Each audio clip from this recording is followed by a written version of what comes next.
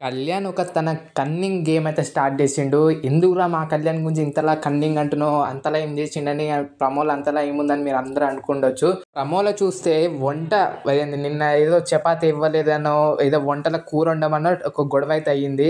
ప్రమోలో చూస్తుంటే మాత్రం దాని మీదనే ఉంది గొడవ.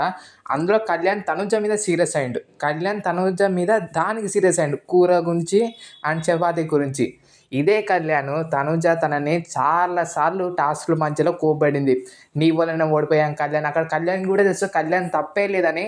అక్కడ రాని కోపం ఇక్కడ పప్పుకి, కారంకి ఇదేంది చపాతీకి కోపం వచ్చిందంటే కంప్లీట్‌లీ శ్రీజ వెళ్ళిపోయే ముందే కళ్యాణ్‌కి చెప్పింది. నువ్వు తనుజతోటి లొల్లిలు పెట్టుకుంటేనే బాగుపడతావు. లేదంటే నీ లైఫ్ పోతది బిగ్ బాస్‌లో అనేది చెప్పింది. అందుకే ఆ మాట విని శ్రీజ వెళ్ళిపోయే ముందే స్టార్ట్ చేసేసిండు తన గేమ్ మాత్రం. ఇలా ఒకటేసారి టర్న్ ఓవర్ ఇదేంది టన్ను కొడితే మాత్రం గేమ్ పక్కా నెగెటివ్ అవుతాడు కళ్యాణ్ అయితే. తనుజ వర్సెస్ కళ్యాణ్ ఈ ఒకటి చూసుకుంటే ఈ మొత్తం కళ్యాణ్‌ది తప్పనిపిస్తుంది నాకు. ఎందుకంటే ఈ గొడవ అనేది చాలా సార్లు చేసుకోవచ్చు. అంటే ఇంతకుముందు కూడా చాలా సార్లు సీరియస్ అయ్యే ఆప్షన్ వచ్చింది కళ్యాణ్‌కి.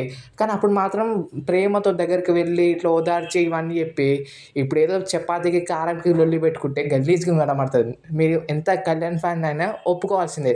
తనుజ తప్పే లేదిక్కడ. ఇంకా మీ ఇష్టం వచ్చింది చేస్తే ఇక్కడ నడవదన్నది అది ఇంకా వరస్ట్ డైలాగ్ మాత్రం. అది మాత్రం వరస్ట్ డైలాగ్. కానీ తనుజ గురించి ఇంత నీతి మాటలు చెప్పినోడు ఈరోజు సడెన్‌గా పప్పు కోసం, కారం కోసం కొట్లాడిండంటే వరస్ట్ అంటే వరస్ట్. మీరేమని అనుకోండి. సో, మీ ఒపీనియన్ కూడా ఒకసారి కామెంట్ చేయండి. తప్పకుండా ఛానల్‌ని సబ్స్క్రైబ్ చేసుకోండి ఇలాంటి ఇంట్రెస్టింగ్ అప్డేట్స్ కోసం.